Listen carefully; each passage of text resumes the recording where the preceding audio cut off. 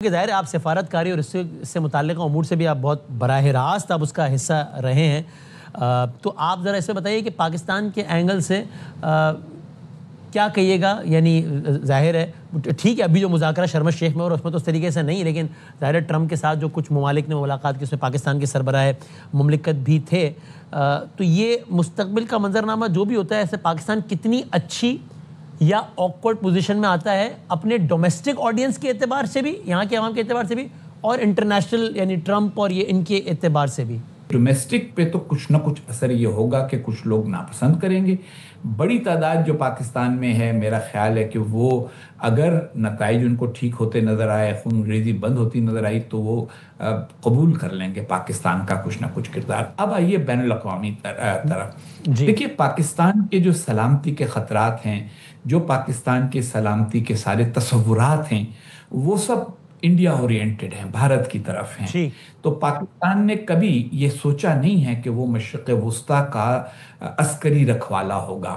جب ہم سیٹو سینٹو وغیرہ میں شامل ہوئے تھے، سیٹو تو خیر مشرقی بعید سے متعلق تھا، سینٹو جو تھا وہ مشرق وسطیٰ سے متعلق تھا، تو ہم نے ایران، اس زمانے میں عراق میں بادشاہت ہوتی تھی، عراق کے بادشاہ اور ترکی اور امریکہ اور برطانیہ کے ساتھ مل کر بغداد پیکٹ کیا جو بعد میں سینٹو بنا. تب بھی ہم نے کبھی مشرق وسطیٰ کی لڑائیوں میں براہ راست شرکت کی کوشش نہیں کی. ٹرینر بھیج دیے، ایکسپرٹ بھیج دیے، پائلٹ بھیجے جو ان کے پائلٹس کی مدد کریں گے. اب پہلا موقع آئے گا کہ شاید وہاں پہ ایک امن فوج قائم کرنے کے لیے مسلم ممالک سے کہا جائے کہ اپنے دستے دو. اس موقع پر پاکستان کو بہت احتیاط سے کام لینا ہوگا، کیونکہ پاکستان اگر پہنچا غزہ میں تو وہ ایک طرف حماس اور اس کے ہمدردوں کے ایک طرف وہ ہوں گے، دوسری طرف اسرائیلی ہوں گے. نہ وہ حماس والوں کو یہ تاثر دے سکتے ہیں کہ ہم اسرائیل کے لیے نرم گوشہ رکھتے ہیں، نہ وہ اسرائیل والوں کو یہ شکایت کا موقع دے سکتے ہیں کہ یہ جو پاکستانی فوجی ہیں ان کا اصل میں دل تو اس طرف ہے، یہ امن قائم کرنے کے لیے مناسب نہیں. تو میرا یہ خیال ہے کہ ایک سفارتی کارکردگی دکھاتے ہم رہیں.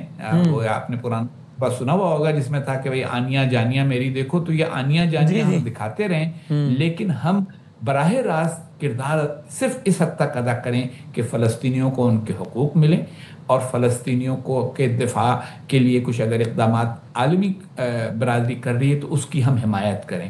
سفارتی حد سے آگے نہ بڑھیں. کسی قسم کی عسکری انوالومنٹ جو ہے وہ ہمارے لیے مشکل بن سکتی ہے. تو اس لیے اس قسم کی کسی نئی پوزیشن میں پھنسنے کی ہم کو ضرورت ہے نہیں. کہ نازک ہے بہت کام. ہاں بہت زیادہ.